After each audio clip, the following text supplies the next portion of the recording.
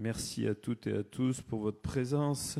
Je vais vous demander donc, après avoir désigné comme secrétaire de séance Monsieur Guigaud, l'adoption du procès-verbal du Conseil municipal du 9 septembre 2024. S'il n'y a pas de remarques particulières, il n'y a pas de remarques particulières. Nous passons donc, mesdames, messieurs, au premier point à l'ordre du jour. Il s'agit de l'acquisition amiable des locaux de l'ancienne agence bancaire BPMed, avenue Maréchal Foch. Mes chers collègues, suite à la fermeture de l'agence de la Banque Populaire Méditerranée située au 12 avenue Maréchal Foch et à la mise en vente des locaux au prix de 650 000 € net vendeur, la commune a manifesté son intérêt pour l'acquisition au prix demandé afin d'y reloger le poste de police municipal. Par courrier en date du 22 janvier 2024, la Banque Populaire Méditerranée a accepté cette offre. À noter que la venderesse a souhaité conserver dans le local un espace pour y installer un guichet automatique. L'acquisition de ces locaux qui sont situés dans deux ensembles immobiliers distincts porte sur les lots suivants. Un premier lot au rez-de-chaussée de l'immeuble dénommé Palais Foch, 2 rue Barthélemy Audibert, et un autre lot situé au rez-de-chaussée de l'immeuble 12 avenue Maréchal Foch. Le tout pour une superficie de 170 mètres carrés. Conformément aux dispositions des articles L 1311-9 à L 1311-12 du CGCT, la commune a sollicité le pôle d'évaluation domaniale de la DDFiP pour procéder à l'évaluation de ce bien. L'avis de la DDFiP en date du 17 juillet 2024 est de 764 000 €, assorti d'une marge d'appréciation de 10%, portant la valeur maximale de l'acquisition sans justification particulière à 840 400 €. Considérant que l'avis domanial est un avis simple qui stipule que la marge d'appréciation reflète le degré de précision de l'évaluation réalisée, considérant l'intérêt que représente pour la commune l'acquisition de ces locaux, et vu le code du CGCT, je vous propose d'accepter l'acquisition amiable des locaux en question au prix de 650 000 € net vendeur, de m'autoriser au mon représentant signer tous les documents et de charger maître Deloche, notaire à Villefranche, de la rédaction de l'acte d'acquisition. Est-ce qu'il y a des questions ?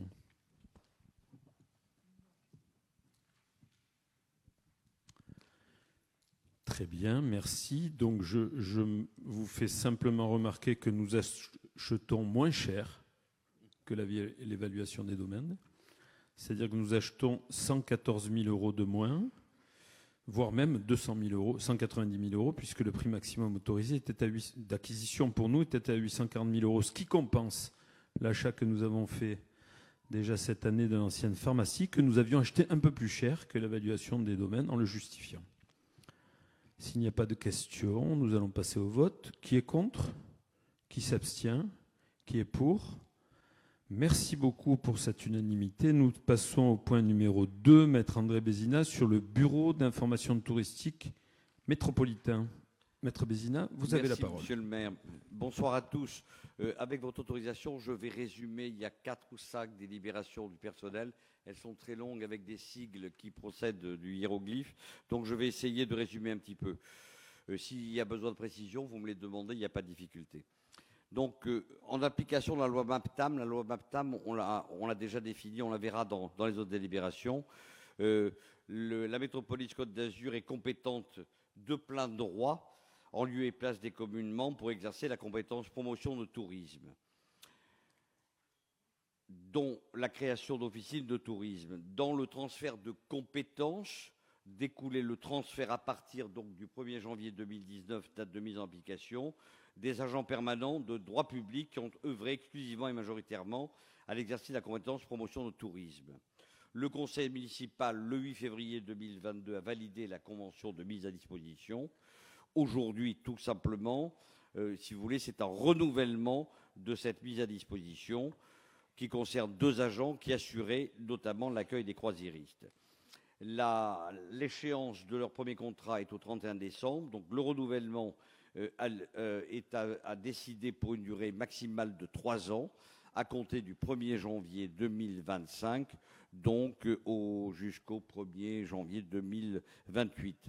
Je vous propose d'adopter les termes de la convention portant renouvellement de la mise à disposition, d'autoriser Monsieur le maire à signer la convention et d'autoriser Monsieur le maire à accomplir toutes les formalités liées à son exécution, d'inscrire au budget les crédits correspondants. Le CST qui a émis un avis positif sur la convention portant renouvellement de mise à disposition d'agents métropolitains lors de sa séance du 29 novembre 2024.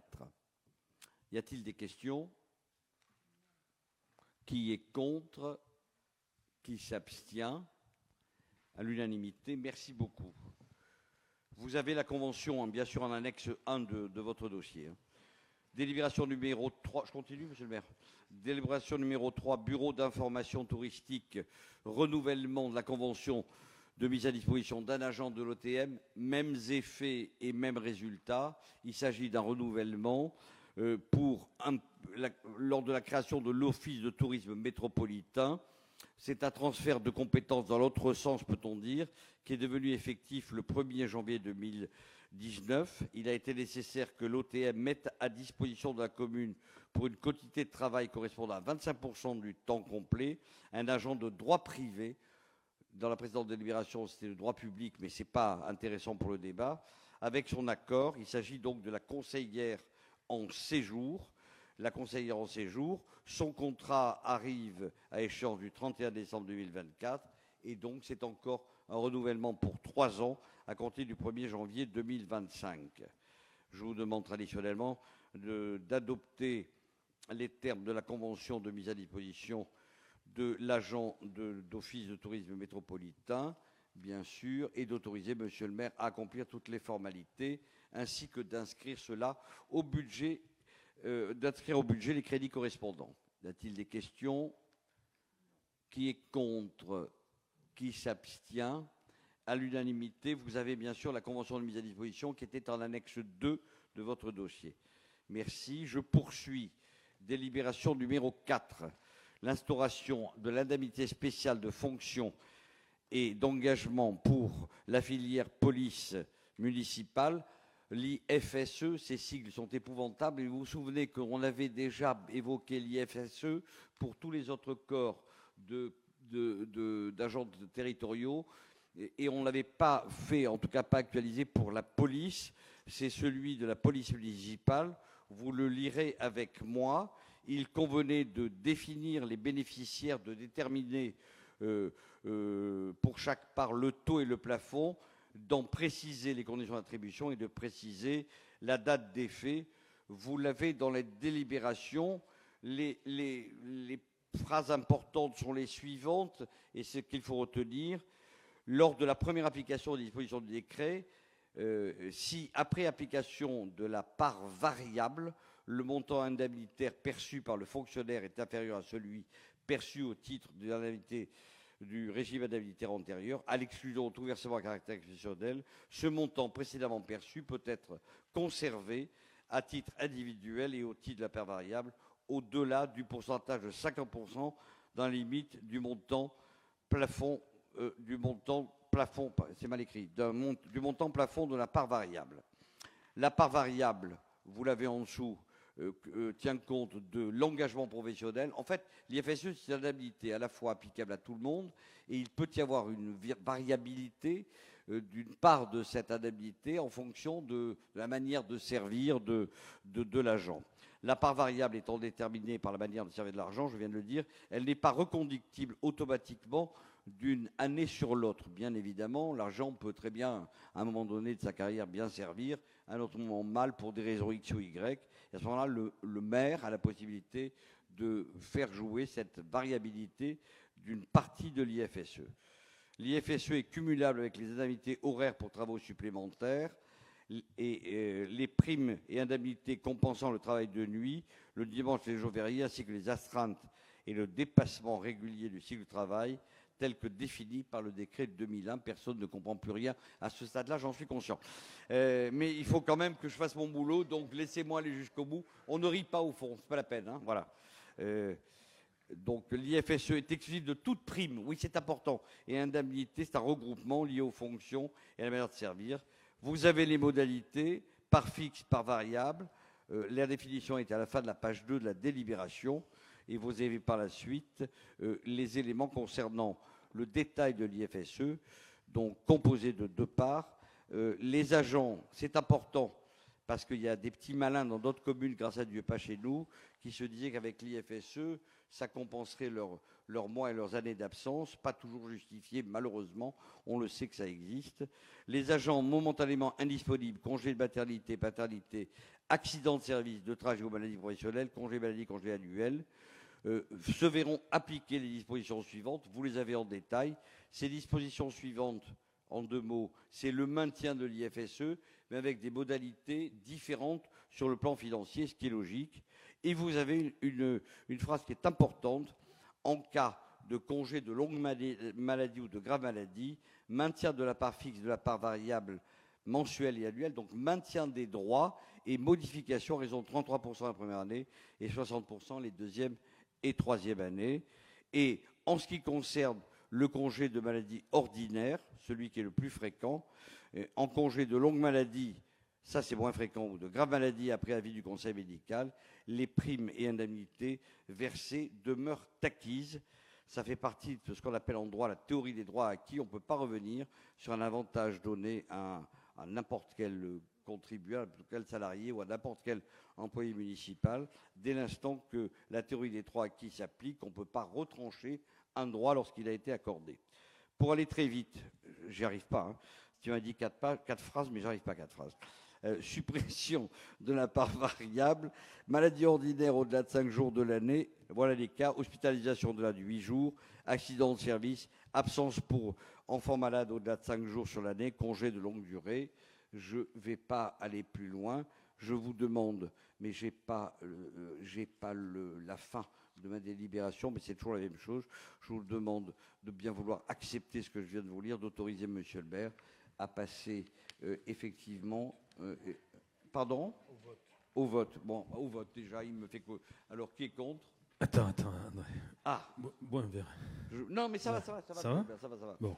Bon, bravo, c'était un beau résumé. Il ne peut pas y avoir de questions là-dessus parce qu'elles sont difficiles à poser et je ne serai pas capable de répondre en détail, donc je plaisante. Allez-y, il y a des questions. Y a-t-il des questions ? Non. Bon, alors, s'il y a des questions, je réponds. Hein. Bon, qui est contre ? Qui s'abstient à l'unanimité, monsieur le maire ? Bravo, André, merci beaucoup. Point suivant. C'est un peu plus court, ça va aller plus vite, j'espère. Il s'agit de l'instauration de l'indemnité spéciale de fonction d'engagement pour la filière police municipale. Donc, non, pardon, c'est moi qui confonds. Hop. Vous voyez, j'en ai tellement. La création de 2 emplois, pardonnez-moi, de vacataires pour la commune. Les 2 emplois de vacataires, vous les avez.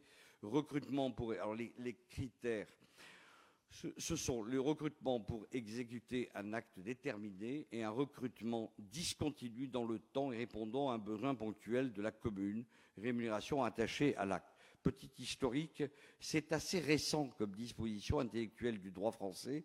Avant, il n'y avait pas la possibilité d'employer des gens pour des contrats à temps, pour un surcroît de travail notamment.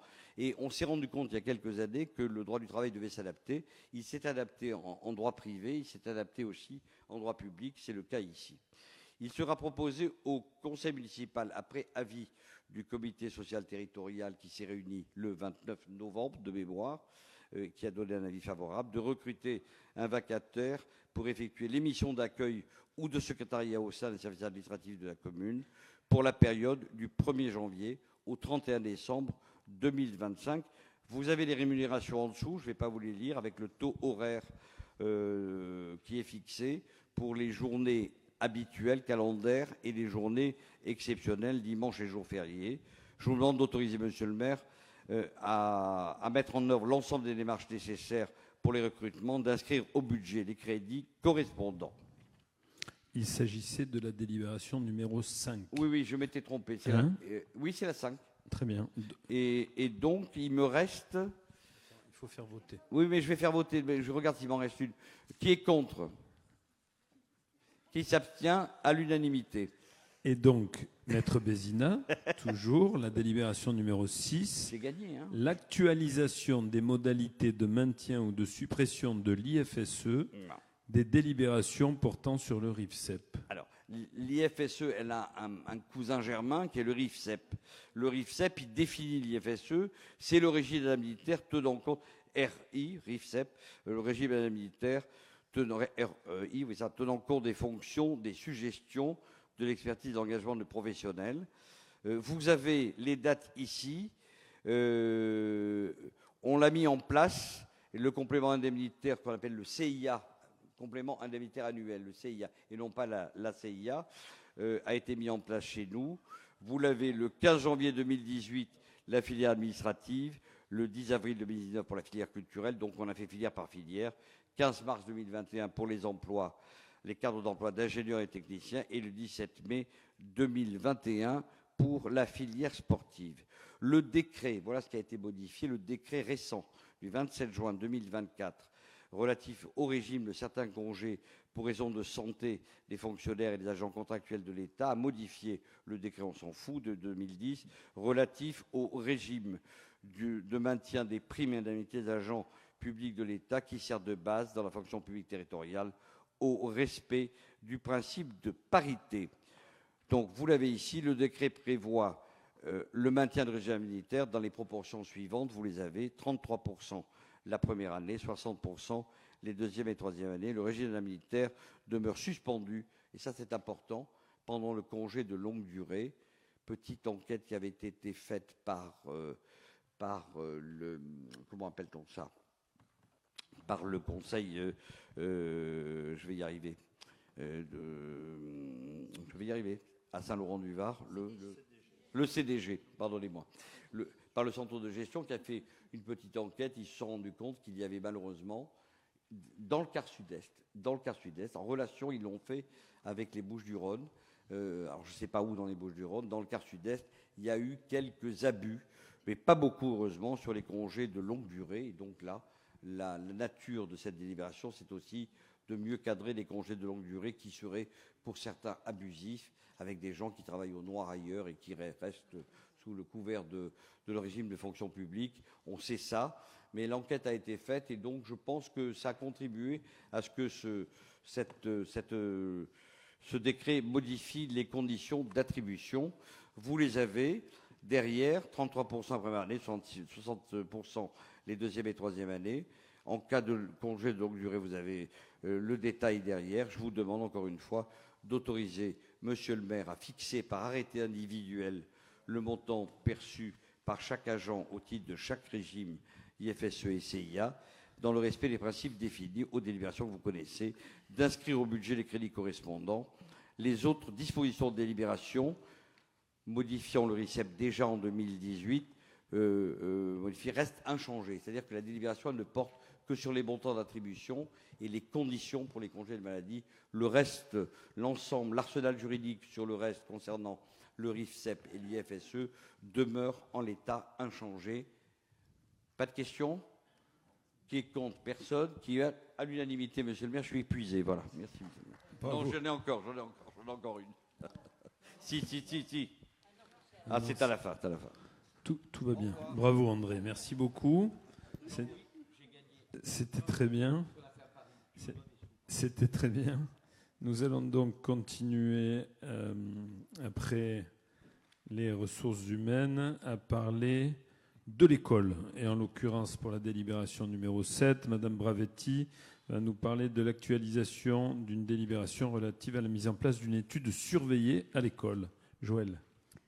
Merci, monsieur le maire. Bonsoir à tous. Je vais la lire en totalité, elle n'est pas très longue, presque. Par délibération du 5 avril 2017, a été mise en place une étude surveillée pour le groupe scolaire Calderoni, chaque jour après le temps scolaire à compter de la rentrée scolaire 2017-2018. Donc elle a été mise en place depuis 2017. Les instituteurs de l'école en charge de l'étude surveillée perçoivent une indemnité horaire de 21,99 € en référence à la note de service numéro 2016-106 du 12 juillet 2016 du ministère de l'Éducation nationale. Conformément au décret numéro 66-787 du 14 octobre 1966, qui fixe les taux de rémunération de certains travaux supplémentaires effectués par les personnels enseignants du premier degré en dehors de leur service normal, modifié par le décret numéro 2020-1415 du 18 novembre 2020 et à l'arrêté ministériel du 11 janvier 1985, le montant de l'indemnité horaire maximum des instituteurs de l'école Calderoni en charge de l'étude surveillée est le suivant. Dans le grade d'emploi principal, les instituteurs exerçant ou non les fonctions de directeur d'école élémentaire, le montant brut d'heures d'études surveillées sera de 20,03 €. Pour les professeurs des écoles de classe normale exerçant ou non des fonctions de directeur d'école, 22,34 €. Pour les professeurs des écoles de classe exceptionnelle et hors classe exerçant ou non des fonctions de directeur d'école, 24,57 €. Professeurs contractuels d'une deuxième catégorie, 20,03 €. Professeurs contractuels de première catégorie, 21,65 €. Conformément au Code de la fonction publique, 4 enseignants de l'éducation nationale sont recrutés au titre d'une activité accessoire sur des emplois non permanents pendant la période scolaire pour effectuer les fonctions de surveillance et d'encadrement des études surveillées dans le cadre du temps d'activité périscolaire.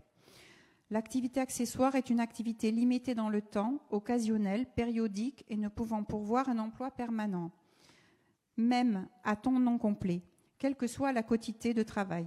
La rémunération accessoire n'est soumise à aucune cotisation sociale à l'exception de la CSG, la CRDS, la RAF et de la cotisation du centre de gestion. Considérant l'évolution de la réglementation, il convient d'actualiser l'indemnité horaire des enseignants de l'éducation nationale recrutés pour ces fonctions à titre accessoire. Je vous propose, après avis favorable du comité social territorial qui s'est réuni le 29 novembre 2024, de fixer la rémunération des 4 agents de l'éducation nationale recrutés au titre d'une activité accessoire pour assurer l'étude surveillée dans le cadre des activités périscolaires de l'école Calderoni, sur la base d'une indemnité horaire correspondant au grade de l'agent dans son emploi, comme énoncé ci-dessus. Donc je ne vais pas répéter le taux horaire et le grade d'emploi concerné. Les montants seront réactualisés en fonction de l'évolution de la réglementation sans qu'il soit besoin de délibérer à nouveau sur leur actualisation.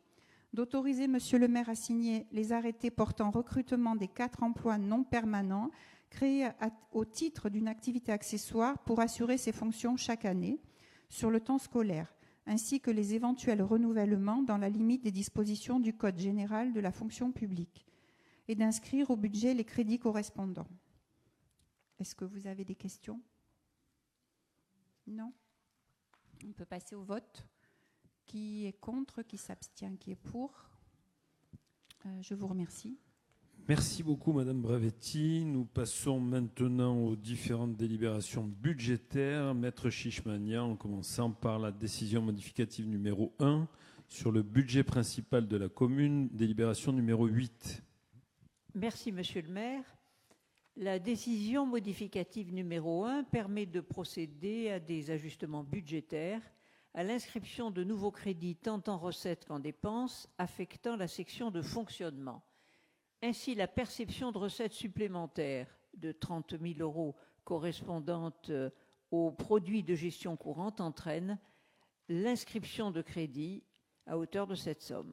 Alors, pour les dépenses de fonctionnement, il est prévu un réajustement pour les charges de personnel, donc à hauteur de 30 000 €. Et les modifications budgétaires que nous vous proposons sont donc les suivantes. En dépenses de fonctionnement, 30 000 €, charges de personnel et frais assimilés. Et en recettes de fonctionnement, c'est la même somme pour autres produits de gestion courante. Ce projet de décision modificative fait l'objet de l'annexe numéro 3 et il est donc proposé à notre Conseil d'adopter ce projet de modificatif numéro 1. Y a-t-il des questions? Donc nous passons au vote. Qui vote contre? Qui s'abstient? Qui vote pour? Merci.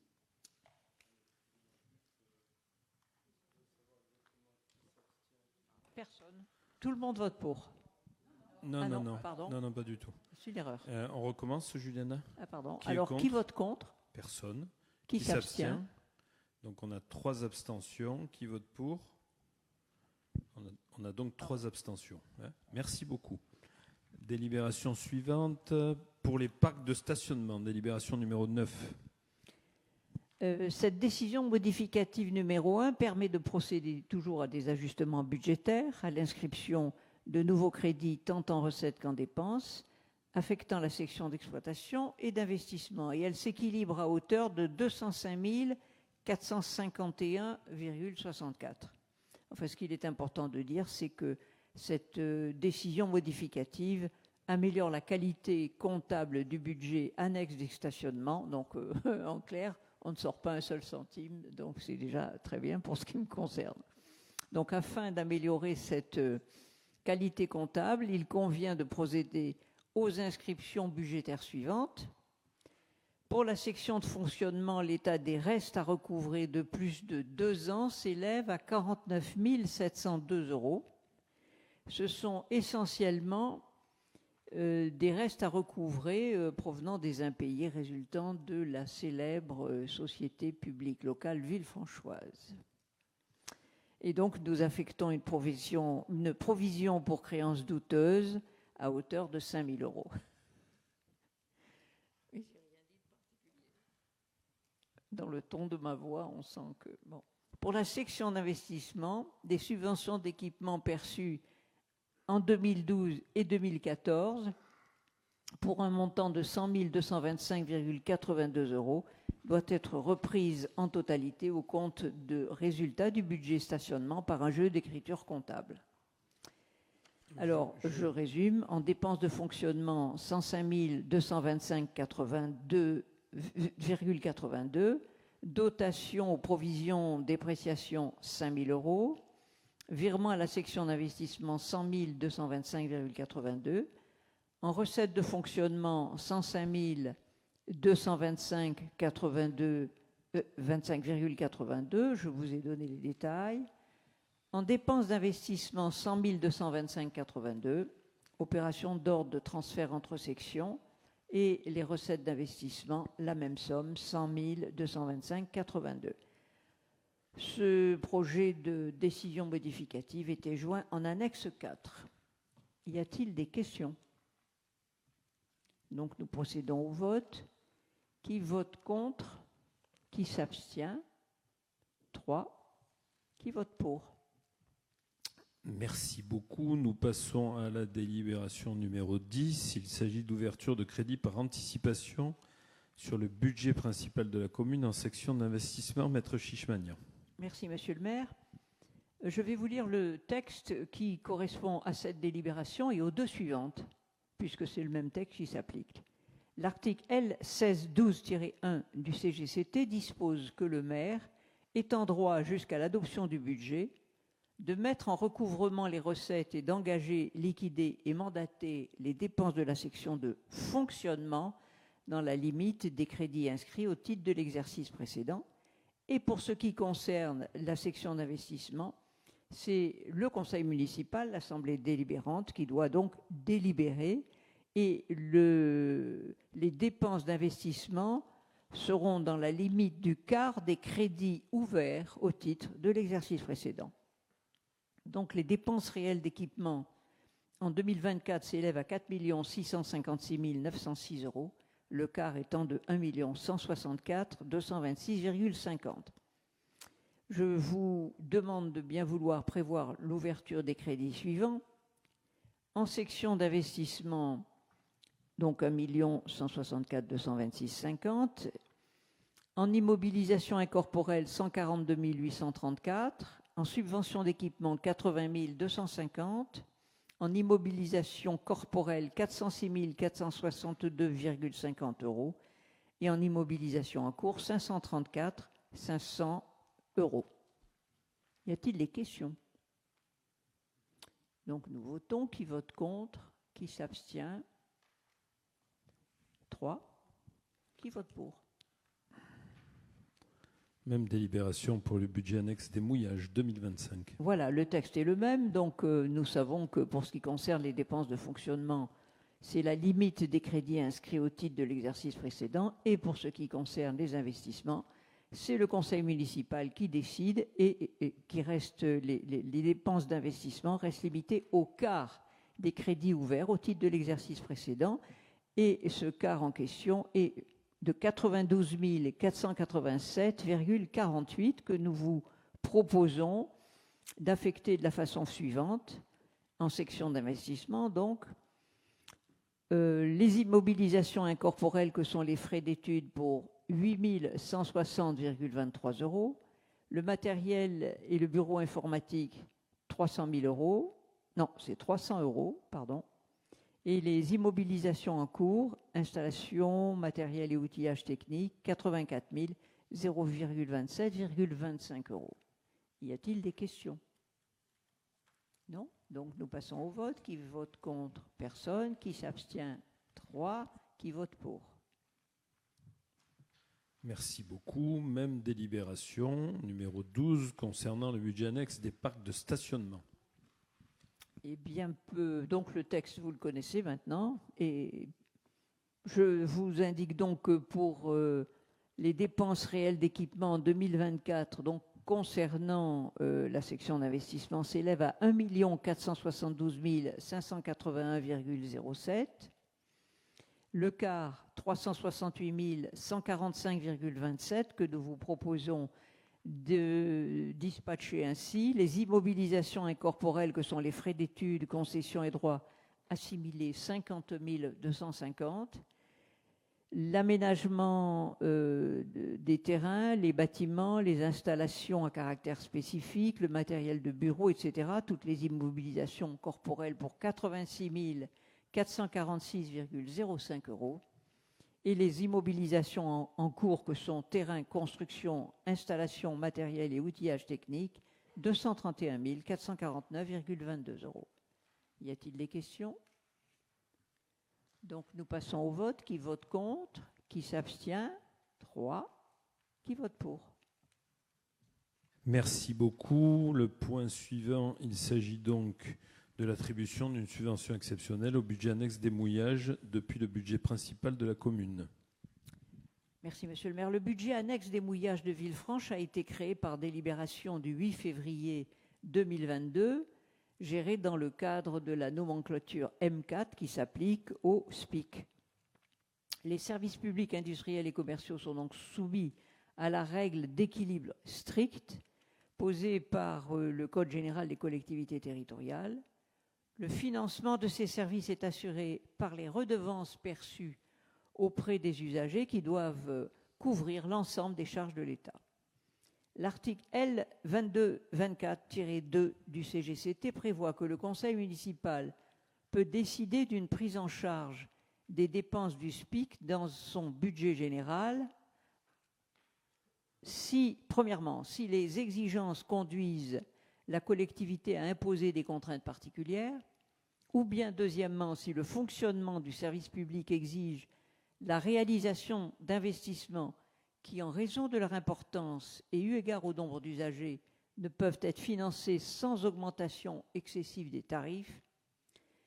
Troisièmement, ou bien si, lorsque, après la période de réglementation des prix, la suppression de toute prise en charge par le budget de la commune aurait pour conséquence une hausse excessive des tarifs. Comme nous n'envisageons pas de procéder à une hausse des tarifs, cette subvention permettra le maintien des tarifs appliqués à ce jour. Il est donc proposé au Conseil d'accorder une subvention exceptionnelle de 130 000 €.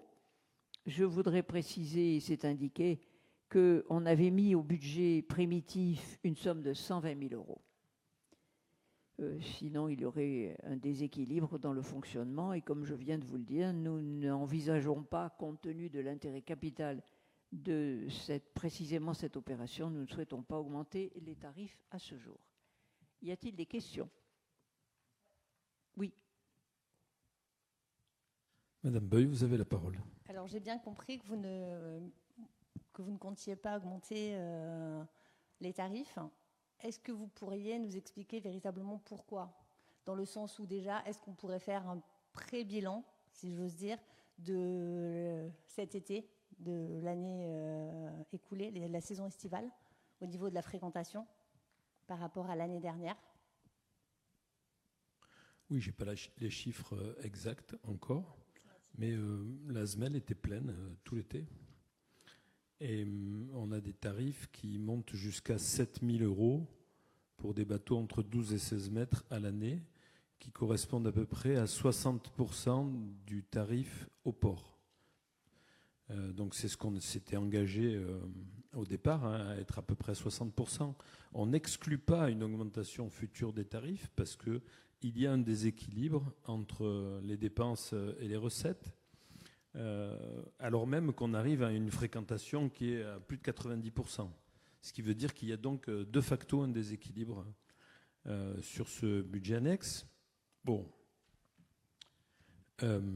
c'est quand même la préservation de l'environnement de la rade. Non, je suis entièrement Et d'accord. donc, c'est un peu le prix à payer. J'ai eu une discussion très intéressante la semaine dernière avec Madame Chenel, qui est donc élue écologiste dans l'opposition de Christian Estrosi à la mairie de Nice. Madame Chenel qui a fait une petite fixation sur la rade de Villefranche. Et donc, je l'avais interpellée en conseil métropolitain récemment, je ne sais pas si vous avez suivi, et je dis qu'au fond de la rade, il y avait la ville, dans la ville, il y avait la citadelle, dans la citadelle, il y avait mon bureau. Elle m'a pris au mot, elle est venue me voir, et on a bien discuté de tout ce qu'on a fait depuis 10 ans pour préserver l'environnement de la rade de Villefranche, en particulier de la SMEL, qui a permis de supprimer tous les bateaux mouillage illégal. Il y en avait plus de 100. La semaine dernière, on est allé à une conférence de M. Jean-Louis Pagnotta sur une nuit de tempête de novembre 2000 où il y a eu 25 bateaux échoués. 25 bateaux échoués. À une époque où il y avait une centaine de bateaux qui s'amarraient comme ils voulaient. Donc voilà, je pense que ces SMEL, elles ont permis de régler un vrai problème dans la rade. Tout n'est pas réglé. Tout n'est pas réglé, mais on a quand même réglé ce problème. On règle aussi progressivement le problème des bateaux de croisière qui intéressent beaucoup de monde. Et donc c'est très bien. On a des bateaux dont on a diminué le nombre de passagers qui sont aux dernières normes, en particulier sur la teneur en soufre, qui sont tous amarrés en dehors des Posidonie par le pilote du port de Nice, qui sont en dehors de la bande des 300 mètres sur lequel le maire a le pouvoir de police et qui dépendent donc de la décision de l'État. Et donc il y a plusieurs intervenants sur tout ça. Et puis il y a le mouillage libre en rade aussi. Les bateaux de 20 à 50 mètres, ils peuvent mouiller comme ils veulent. Voilà, il y a une cartographie de la rade très précise. Moi, ce que j'observe, c'est que la rade est un laboratoire environnemental exceptionnel et que c'est d'ailleurs pour cette raison que le laboratoire océanologique est à Villefranche. Voilà, donc cette subvention de 120 000 €, aujourd'hui de 130 000, c'est bien ça, Maître Chichmanian, Madame l'adjointe aux finances, ben c'est le prix pour préserver vraiment l'environnement marin de la rade de Villefranche qui est la plus belle du monde. Et ce n'est pas juste des paroles, c'est aussi des actes. Justement, ma question, elle était dans le sens où est-ce que finalement, le fait peut-être d'augmenter à minima, puisqu'on ne va pas se mentir, quand on a un bateau, c'est que généralement on a les moyens, ou du moins, certains du moins, en saison touristique. Alors je ne parle pas des petits plaisanciers, on est bien d'accord, monsieur le maire, et heureusement qu'ils sont là et qu'ils perdurent à Villefranche. Mais pour éventuellement les bateaux un peu plus grands qui sont là juste en stationnement momentané, ce serait peut-être une manière d'envoyer une image forte, justement, en vertu de l'écologie.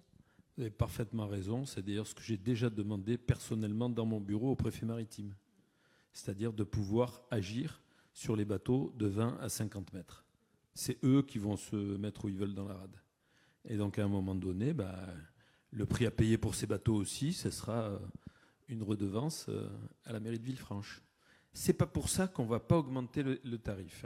Il est possible qu'à un moment donné, on passe de 60 à 70% du tarif du port. Pour la SMEL, je parlais de la SMEL. Bien, nous allons procéder au vote. Qui vote contre? Qui s'abstient? 3 personnes. Qui vote pour? Madame Beuys, j'ai bien vu que vous abstenez sur la subvention pour les budgets de mouillage. Donc vous abstenez sur une délibération qui permet de préserver l'environnement, c'est bien ça? Non, c'est pas ça du tout. J'essaye d'exercer une certaine cohérence par rapport au budget que nous nous étions fixés et surtout par rapport à ce que nous avions pu, la manière dont nous avons pu intervenir jusqu'à maintenant. Très bien, donc vous êtes en continuité avec ce que vous aviez fait précédemment. Mais vous ne vous interdisez pas un jour de voter une subvention qui permet de préserver l'environnement. Et plus loin sur la préservation de l'environnement sans forcément que ça coûte de l'argent au Villefranchois.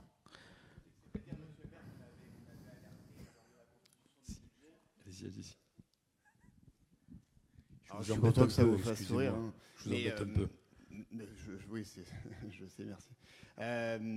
On avait quand même prévenu lors de la constitution du budget des SMEL qu'effectivement, il risquait sur les années d'y avoir un déséquilibre. C'était effectivement, comme vous l'aviez suffisamment répété, le coût à payer. Simplement, c'est vrai que ça ne semblait pas être le cas. En fait, vous aviez vraiment insisté sur le fait que ce soit nécessaire à mettre en place. Ça, sur ça, on était totalement d'accord. Il n'y avait pas une réelle clarté par rapport au budget que vous aviez proposé au Villefranchois sur le fait qu'effectivement, de façon récurrente, on allait avoir un déséquilibre budgétaire de l'ordre de 120 000 ou 130 000 euros par an. Voilà, c'est tout ce que je pense Caroline voulait mettre en avant, et c'est ce que nous, en revanche, on avait mis en avant dans des débats qui étaient, vous vous souvenez, endiablés au sujet des SMEL, quand elles ont été mises en place, bien qu'encore une fois, sur le fond du problème, on était tous d'accord qu'elles étaient indispensables. C'est très bien, je vous remercie beaucoup. J'ai parfaitement compris. Nous ferons en sorte de diminuer au maximum ce déséquilibre. Merci beaucoup. Nous avions déjà voté, Maître Chimania. Nous devons voter, allons-y. C'est vrai, on a voté. Bon, très bien. Ah oui, ils se sont abstenus. Ah ouais. Pardon. Nous passons à la délibération suivante. Il s'agit d'une avance sur subvention au CCAS, Maître Chichmanian.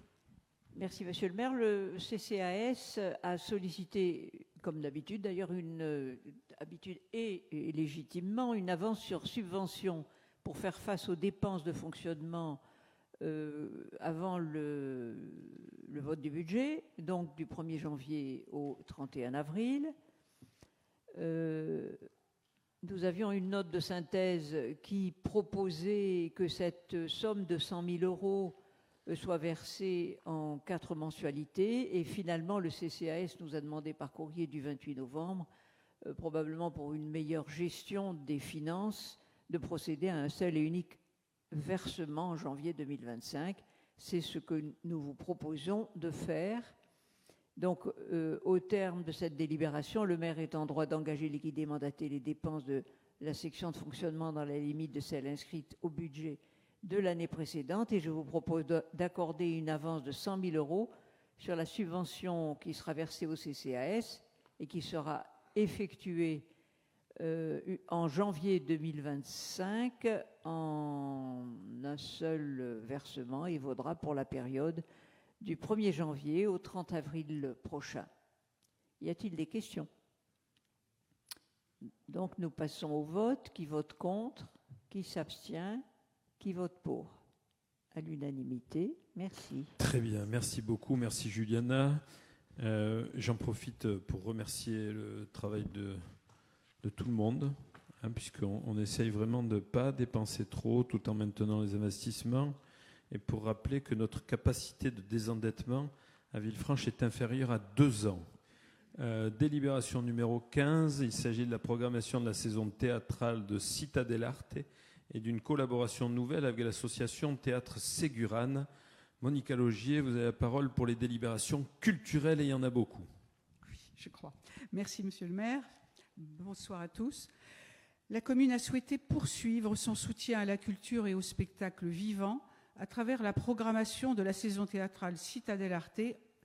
En 2025, la ville proposera, en collaboration avec M. Benoît Antessier, président de l'association Théâtre Ségurane, une programmation de 11 spectacles, dont 2 donnés l'été, ainsi que des représentations dans le cadre de la quinzaine des théâtres, 3 ou 5 spectacles.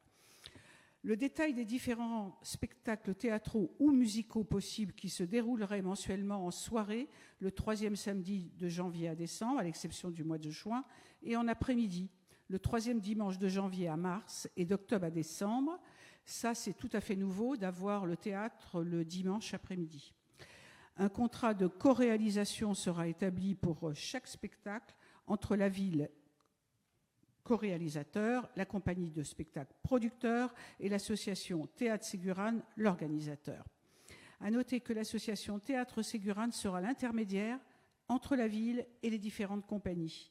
La ville mettra à disposition gratuitement ces différentes installations et supportera uniquement les frais du personnel de sécurité. Pour chaque spectacle, les recettes seront réparties 10% des recettes de billetterie pour la commune de Villefranche et 90% des recettes de billetterie pour la compagnie Théâtre Ségurane. Les prix des places pourraient varier en fonction du spectacle proposé. Les prix planchers 10-13 €, les prix médians 12-15 €, les prix plafond 15-18 € et les prix soirée de gala 30, 35 et 40 €. Tarifs publics empêchés, c'est les minima sociaux, 5 €.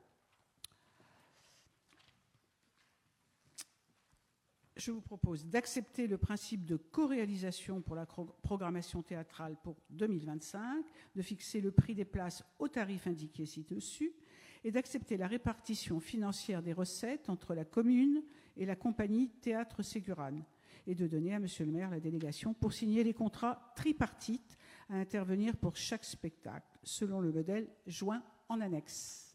Y a-t-il des questions ? Bien, moi j'ai une petite remarque juste à faire, c'est que je souhaite, avant de vous donner la parole bien évidemment, c'est que je souhaite remercier vivement Monsieur Zef Zamet qui a animé pendant 7 ans les soirées théâtrales à Villefranche, à qui nous avons confié, Monica, le théâtre à Villefranche, oui, par le biais de Citadel Art, qu'il a fait remarquablement, qui a fait une douzaine de spectacles chaque année, oui, fait une centaine de spectacles, et qui désormais fait du théâtre à Beaulieu, et oui, qui a transmis le flambeau à une très belle association. Et nous sommes très heureux que cette expression culturelle, artistique, théâtrale puisse continuer et s'amplifier à Villefranche-sur-Mer. Oui, est-ce que vous voulez dire un mot, Madame Beuil ?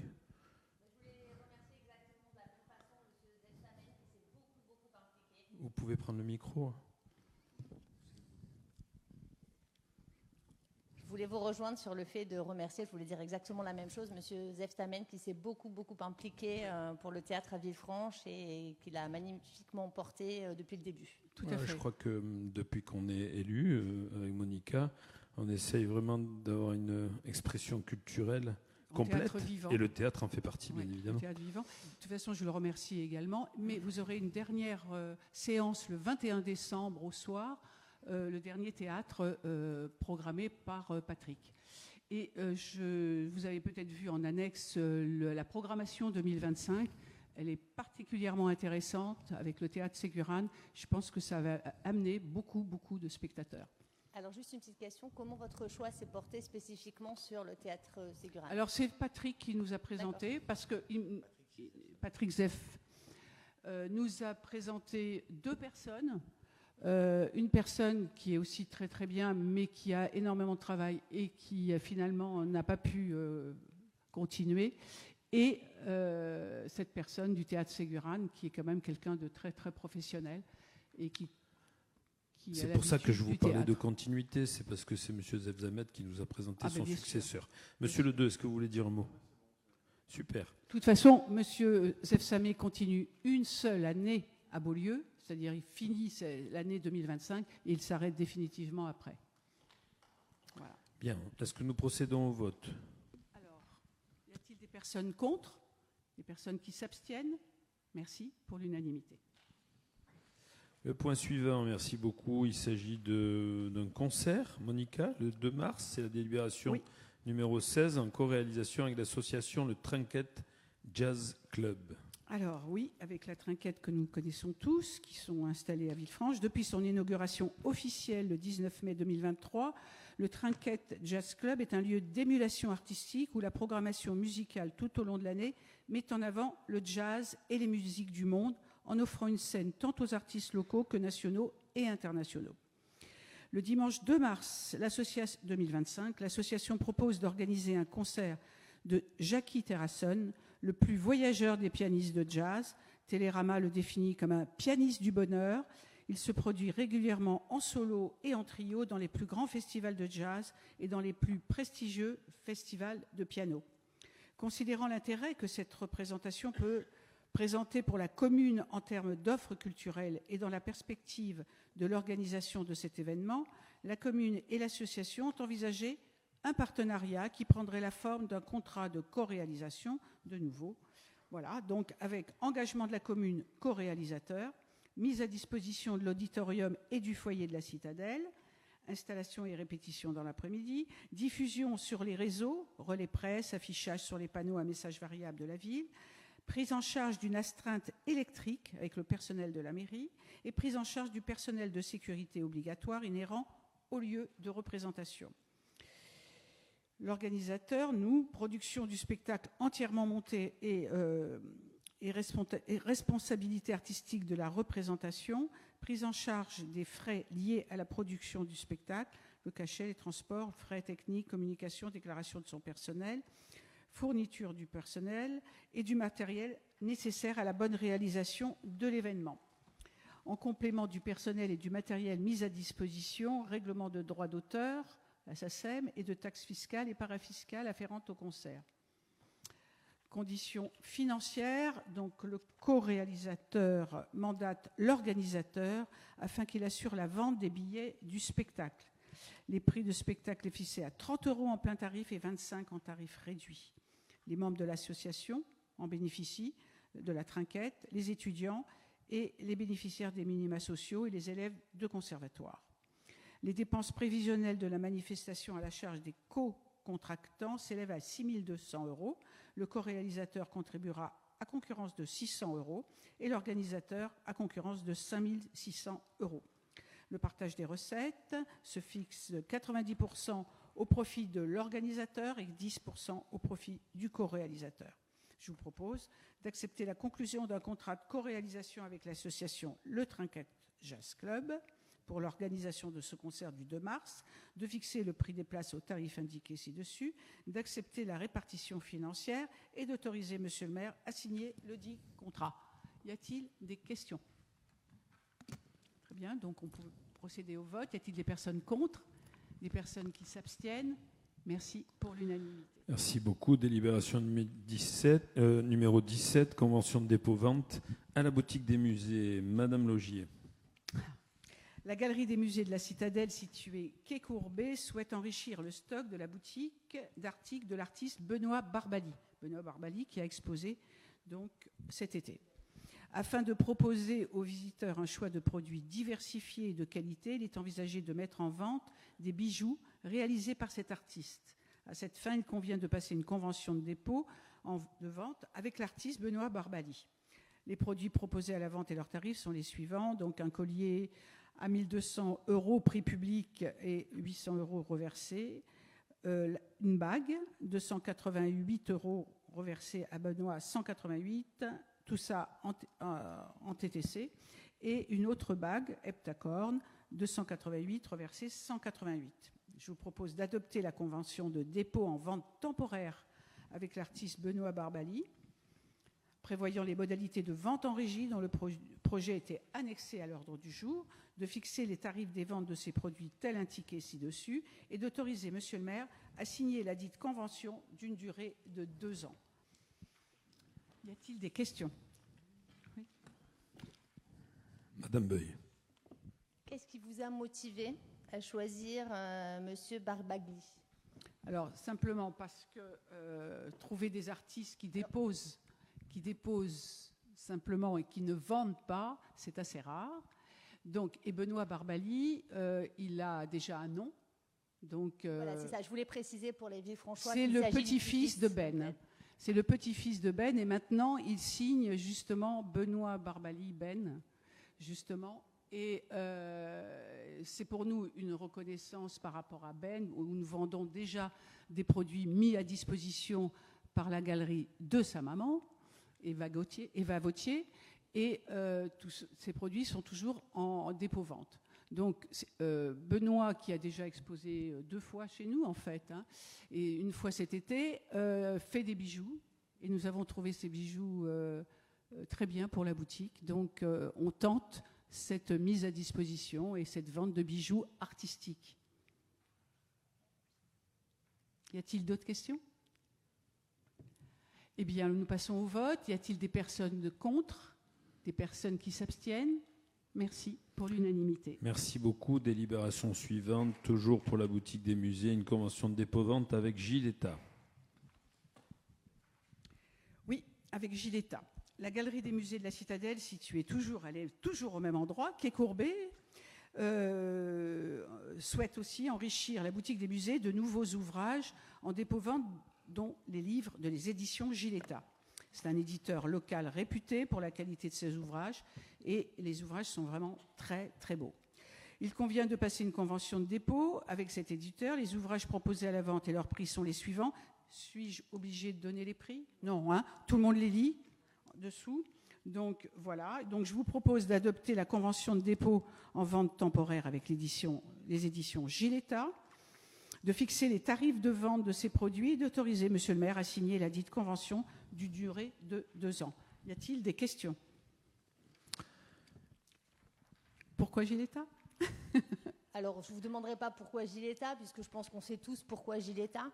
Je préciserai juste que je trouve peut-être un petit peu dommageable qu'on ait une offre culturelle, certes bien connue et reconnue, mais qui soit peut-être celle que toutes les communes vendent, et notamment Nice, qui le fait déjà très très bien.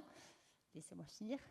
Je me demande et je m'interroge, il y a quand même, ou du moins il y en a toujours eu, des artistes locaux sur Villefranche. Et donc je me demande pourquoi est-ce qu'on ne valorise pas un peu plus la spécificité et l'authenticité des artistes peut-être locaux, ou notamment des profils comme Jean Cocteau, sur lesquels on pourrait nous aussi obtenir une médiatisation et une reconnaissance naturelle. Vous avez tout à fait raison, sauf qu'actuellement nous sommes justement à la recherche de ce genre d'ouvrages. Ces ouvrages, en général, il faut les acheter. Nous essayons aussi de pouvoir avoir, pour l'instant, c'est notre première année, nous démarrons, avoir des dépôts-ventes, et nous n'avons pas forcément fait le même choix que les boutiques de Nice, parce que nous avons fait un choix très spécial. Vous savez que chez Giletta, la collection est considérable, et nous avons fait une sélection tout à fait particulière. Nous sommes allés pour choisir ce que nous souhaitons vendre à la boutique. Donc, c'est pour l'instant une première, en fait, mais qui, à mon avis, ne ressemblera pas aux autres boutiques, parce que le choix étant tellement large et notre choix étant tellement particulier. Donc voilà, mais nous sommes ouverts. Si vous nous trouvez des possibilités, nous sommes tout à fait ouverts, bien sûr, pour cela, parce que les livres, c'est quelque chose qui se vend bien. Nous sommes ouverts, bien entendu, et nous vendons des pièces de Cocteau à la boutique, bien sûr. Donc, c'est un démarrage, et un démarrage, c'est les balbutiements, et nous essayons après de pouvoir élargir à nos artistes, à nous, bien entendu, en priorité. Oui, c'est ça, j'allais poser la même Nous avons bien sûr Volti à la boutique, c'est évident. Tous les livres de Volti qui Caroline, sont en notre possession sont Caroline, à la boutique, bien entendu. Pardon, Monica, vous êtes allée à la boutique? Elle est superbe. Moi, j'y suis allé, j'ai acheté des trucs. Je ne remets pas en cause la boutique. Hein. Non, c'est pas ça que je dis. Non, mais il y a des artistes villefranchois à la boutique. Bien sûr, mais il y a... Attends, Monica. Cocteau, c'est pas trop un artiste local, hein, si je puis me permettre. C'est quand même un artiste international qui s'est exprimé localement, bien évidemment. Sachez que je suis allé récemment au musée Cocteau à Menton. Vous savez qu'il a pris l'eau définitivement, que désormais les Cocteaux sont exposés dans le bastion à l'entrée donc du port de Menton, des Sablettes, et que peut-être on nous proposera quelque chose Nous sommes en cours. pour rapatrier un peu Cocteau à Villefranche, voyez. Donc on exauce vos vœux quand vous les exprimez, et même avant peut-être, voyez, Caroline. C'est juste que Oui, je trouve que médiatiquement, ou du moins, si vous voulez, pour une communication, c'est peut-être bien de pouvoir se recentrer finalement sur notre spécificité. Tout devient tellement commun. C'est ce que nous faisons déjà, et je vous remercie de bien confirmer, de bien nous confirmer dans notre choix. On passe au vote, Monica, s'il vous plaît. Oui. Il n'y a pas d'autres questions. Donc, y a-t-il des personnes contre? Des personnes qui s'abstiennent? Merci pour l'unanimité. Alors, encore un dépôt-vente. Faut pas trop en mettre, hein, quand même, Monica, dans la boutique, s'il vous plaît. Avec la société Arcadia Creative Solutions. Allons-y.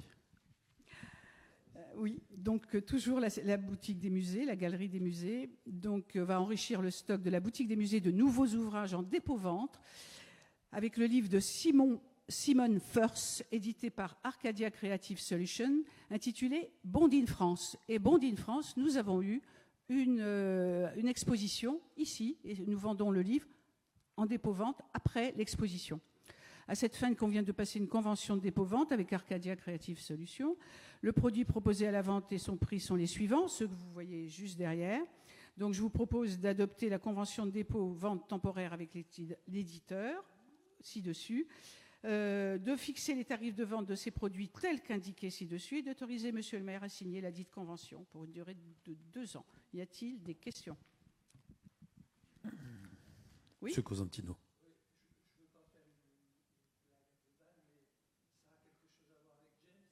Ah ben oui, bien sûr. Il y a eu l'exposition à Villefranche sur James Bond. Hein. Nous l'avons eu au mois de juin, une exposition avec même l'actrice Barbara Carrera, qui avait joué dans Jamais plus jamais, qui est venue à Villefranche. Nous avons des photos, mais vous les reverrez dans le magazine. Donc voilà. Y a-t-il d'autres... Non, mais je rappelle, mais tout le monde s'en souvient, hein, que peut-être le meilleur James Bond a été tourné à Villefranche-sur-Mer en 83, voilà, avec Sean Connery et Kim Basinger. Même si Robert opine du chef, c'est quand même le retour de Sean Connery en tant que James Bond. Et il y avait un certain degré d'autodérision dans ce film qui n'était pas habituel quand même. C'est vrai. Et puis avec Kim Basinger à Villefranche quand même. Monica ? Oui. D'autres questions? Non. Alors nous passons au vote. Y a-t-il des personnes contre? Des personnes qui s'abstiennent? Merci pour l'unanimité. Merci beaucoup. Une dernière délibération sur la boutique des musées à propos de nouveaux produits. Donc toujours, mais là c'est une convention de dépôt-vente temporaire avec la galerie Eva Vautier, donc, qui est la fille de Ben, et fixer les tarifs de vente repris dans la grille tarifaire des musées. Compte tenu du succès rencontré par les articles proposés par cette galerie, je vous propose d'ajouter de nouveaux produits au dépôt-vente temporaire avec la galerie Eva Vautier et d'en fixer les tarifs et le reversement aux déposants tels qu'indiqués ci-dessous. Ces tarifs figuraient dans la grille tarifaire qui était annexée à l'ordre du jour. Y a-t-il des questions? Y a-t-il des personnes contre? Des personnes qui s'abstiennent? Merci pour l'unanimité. Pardon, il s'agissait de la délibération numéro 20, donc l'avant-dernière. À propos des musées, nous avons une délibération numéro 21, toujours par Monica Logier. J'ai battu Juliana. Alors, la commune souhaite proposer la vente de nouveaux produits à la galerie et réajuster le prix de certains articles déjà en vente. Je vous propose d'adopter les tarifs des produits détaillés ci-dessous, figurant dans la nouvelle grille tarifaire, à voir ci-dessous, et d'autres produits avec des nouveaux prix, des anciens prix et des nouveaux prix. Donc, y a-t-il des questions? Y a-t-il des personnes contre? Qui s'abstiennent?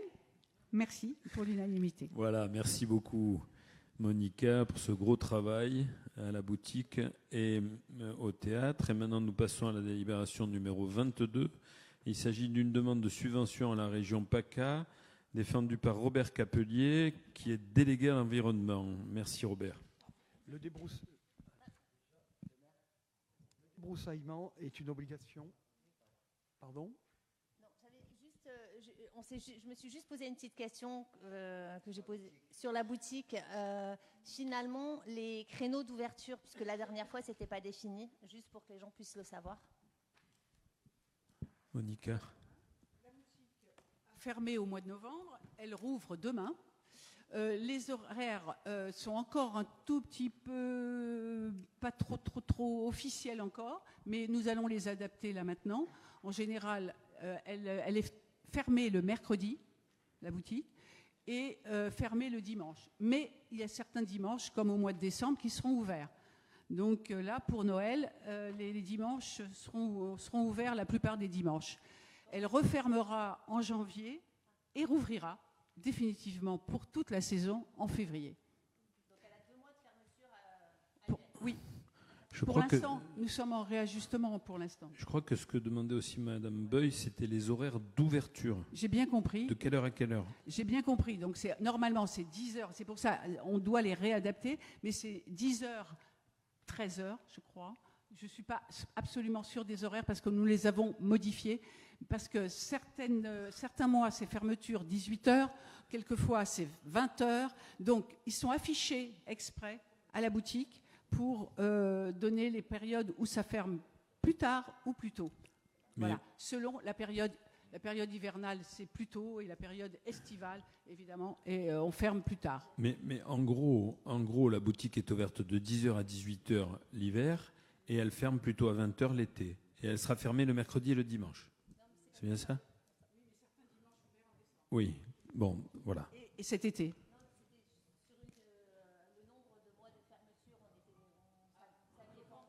Ou les horaires d'ouverture ou les jours de fermeture? Je n'ai pas compris. Voilà, la dernière fois, lorsque nous en avions parlé, je vous avais posé la question de savoir quels étaient les créneaux d'ouverture sur l'année. Vous n'étiez pas en mesure de nous répondre puisque vous n'aviez pas encore évalué. Donc, a priori, la boutique novembre et janvier sur une fermeture de 2 mois annuels. C'est ça. Novembre et janvier. Avec une ouverture au mois de décembre, puisque nous ouvrons demain. Votre question était sur la fermeture, c'est ça? D'accord. Très bien, merci beaucoup. La délibération suivante, donc c'est Robert Capelier pour une demande de subvention à la région PACA.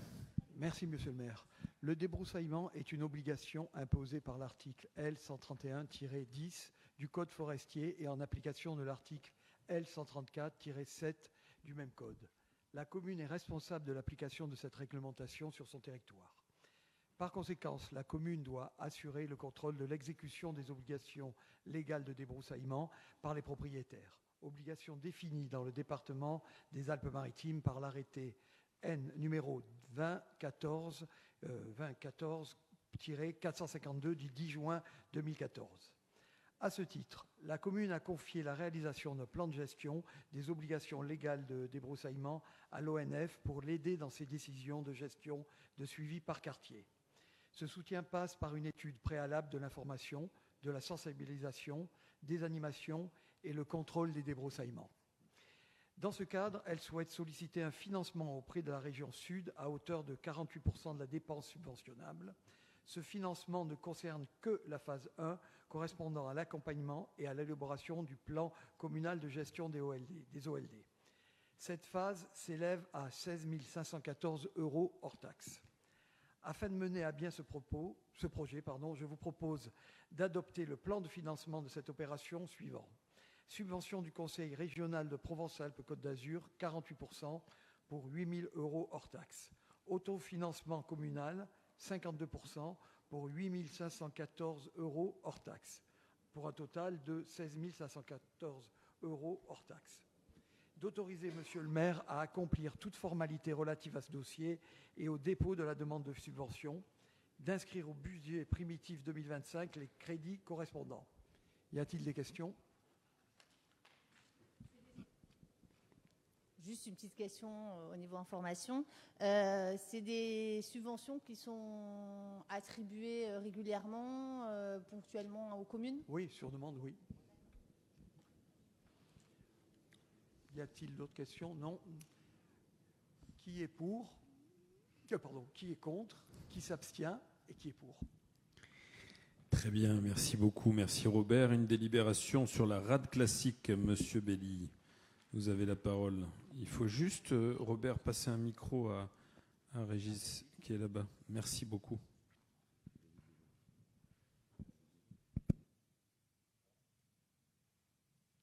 Merci, Monsieur le maire. Chers collègues, depuis 2022, l'association Automobile Club de Nice a proposé à la commune de faire revivre la plus ancienne course de côte de France, la célèbre course de côte de la Turbie, créée en 1897. Suite au succès rencontré de ces premières éditions, la manifestation automobile dénommée la Rade Classique sera à nouveau organisée en 2025, les samedis 3 et dimanche 4 mai. Cette manifestation sportive vise à rassembler les passionnés d'automobiles sportives d'époques différentes, 1930 à 1991, sous le double patronage de l'ACN et de la Fédération française de véhicules d'époque.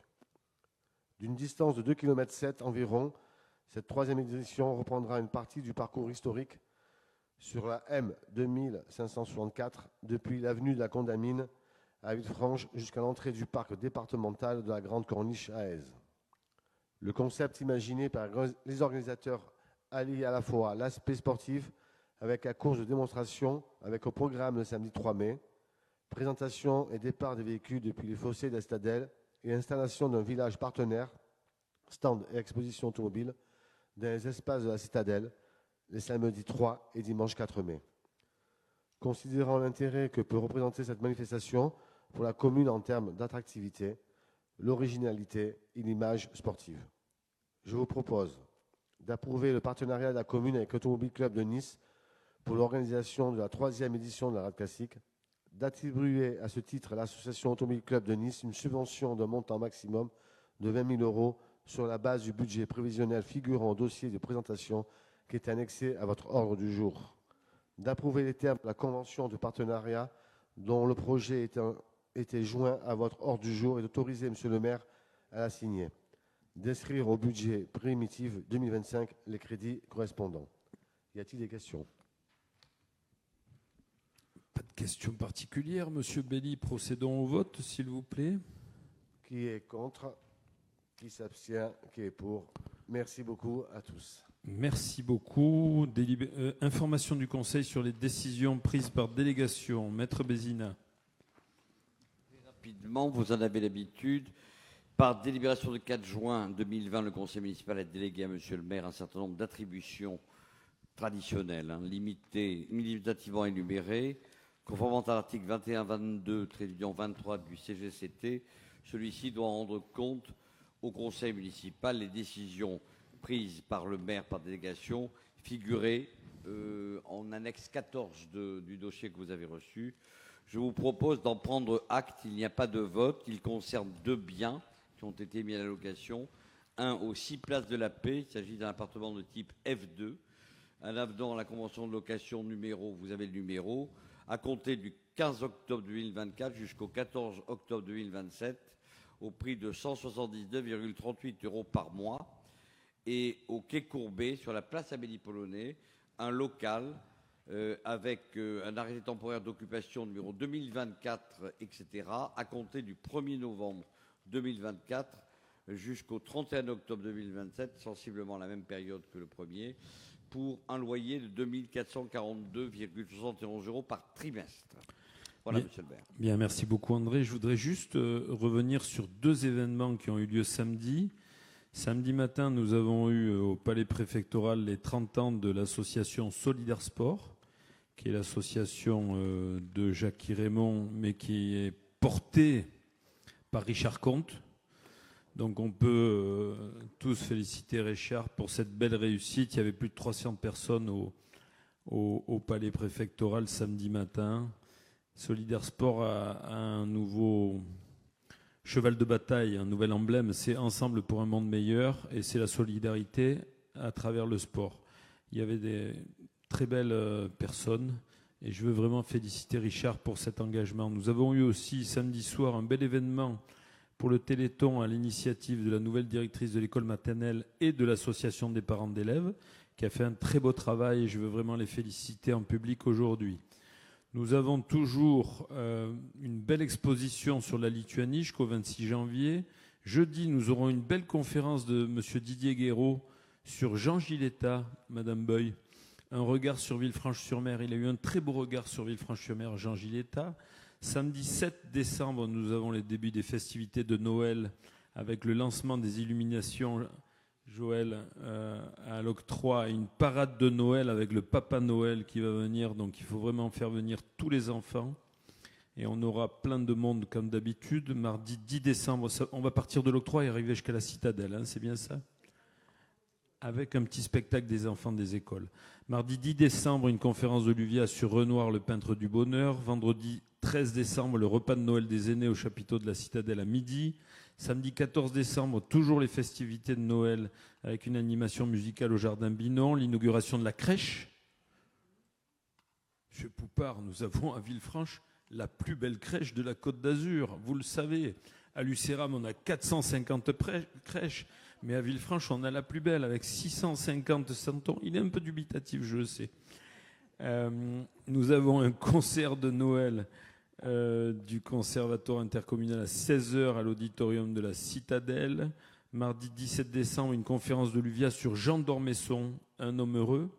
Samedi 21 décembre, toujours les festivités de Noël au marché Binon, un concert de chorale à l'église Saint-Michel à 19h. Citadelle Art est donc le dernier spectacle organisé par M. Zelzamet, un grand cri d'amour de Josiane Balasco à 20h30. Et puis, samedi 21 décembre, nous avons le 20e anniversaire de la Muntakal à Charlie par l'association Muntakal. C'est désormais un trail urbain nocturne. Alors, il faut vite s'inscrire parce qu'on a déjà 215 inscrits pour la course, 200 inscrits pour la marche et au moins 25 enfants déjà inscrits. Donc, on va arriver à 500 et ça fait du souci à Charlie. Mais ne t'inquiète pas, Charlie, on a tout prévu. On va partir de la Citadelle, on va faire tout le tour de la ville et finir dans la Citadelle en rentrant par le côté de la Darse sur le théâtre de Verdure. Et puis on organise un véritable village de Noël dans la Citadelle cette année. Et puis on va faire une soirée Génération 80 avec Nostalgie.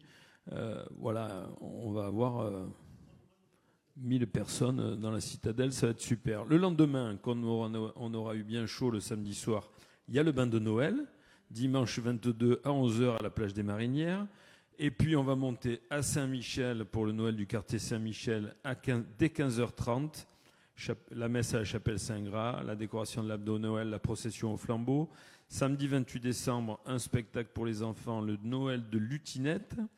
Et puis on passera au mois de janvier après avoir bien fêté Noël et le 31 décembre. Et le 7 janvier, nous aurons de nouveau les conférences de l'UVIA avec Troyes et le retour d'Ulysse, un mythe historique. Le jeudi 9 janvier, la séance ciné-senior Bernadette. Et puis le samedi 11 janvier, nous recevrons tous ensemble le conseil municipal, la population de Villefranche pour la cérémonie des vœux au gymnase entièrement rénové. Voilà, je vous remercie toutes et tous et à bientôt dans les rues de Villefranche. Merci beaucoup.